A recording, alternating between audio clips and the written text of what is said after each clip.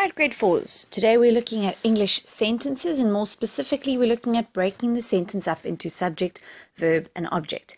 Now the sentences we're going to be working with are all simple sentences, which means that they only have one idea or one thought, one verb. And the sentences all have subjects, verbs and objects.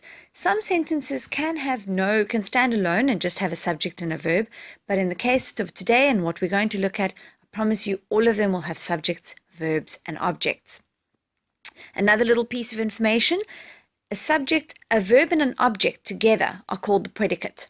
So you could say the sentence has a subject and a predicate, or you could say the sentence has a subject, a verb and an object. The predicate is just a fancy name for the verb and the object together. Right, now let's look at some actual sentences. The first one we're going to be working with is Barry hit the ball. Now, in any language exercise, almost every single time, the very first thing you need to do is find the verb. And this is actually true for Afrikaans as well. If you can find the verb, you're halfway there to getting everything right. So, in that sentence, we need to identify the verb. Barry hit the ball.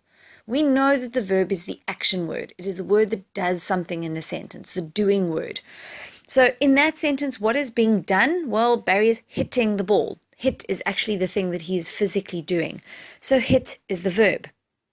Now, once we've got that, we're sorted. No more problems after that. All we need to know is that the next question we have to ask is either who or what. So if I want to find out the subject, I have to ask who or what before the verb. So for instance, in this sentence, who hit the ball? Well, Barry is the answer there. So Barry is the subject. When I want to ask the object, same question, but now after the verb. Because remember, subject, verb, object at the end. So now I say, Barry hit who? No, Barry didn't hit anyone. So let's try what. Barry hit what? Barry hit the ball. So in this sentence, the ball is the object. So I can break the sentence up into Barry, the subject, hit, the verb, and the ball, the object. Let's try another one. The dog ate the bone. Well, what was the dog doing? Ate. That's the verb in the sentence. So ate is the verb. I've got to ask my questions. Who ate the bone? The dog is the answer, so the dog is the subject. The dog ate what? The dog ate the bone. So in this sentence, the bone is the object. Please note I used the bone, not just bone. So write everything else that's after the verb. Right, next one. The girl sang a song. What was she doing? Well, obviously she was singing. So sang in that sentence is the verb. Who sang the song? The girl. That's the subject. The girl sang what? A song. That's the object. My mum cooked supper.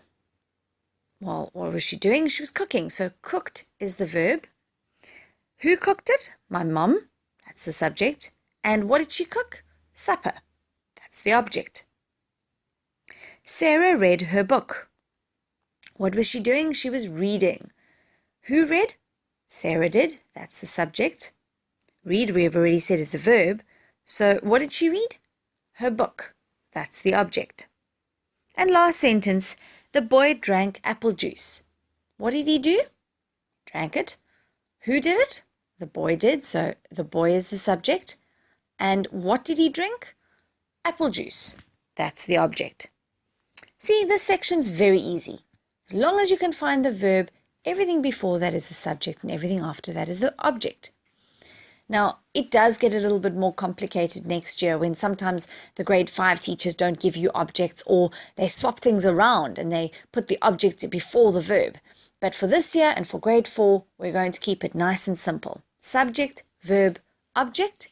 If you can find the verb, which is the doing word, and we ask who or what before the verb. So in other words, who or what verb object gives you the subject. And if we ask who or what after the verb, that will give us the object. Nice and easy in grade 4. Good luck.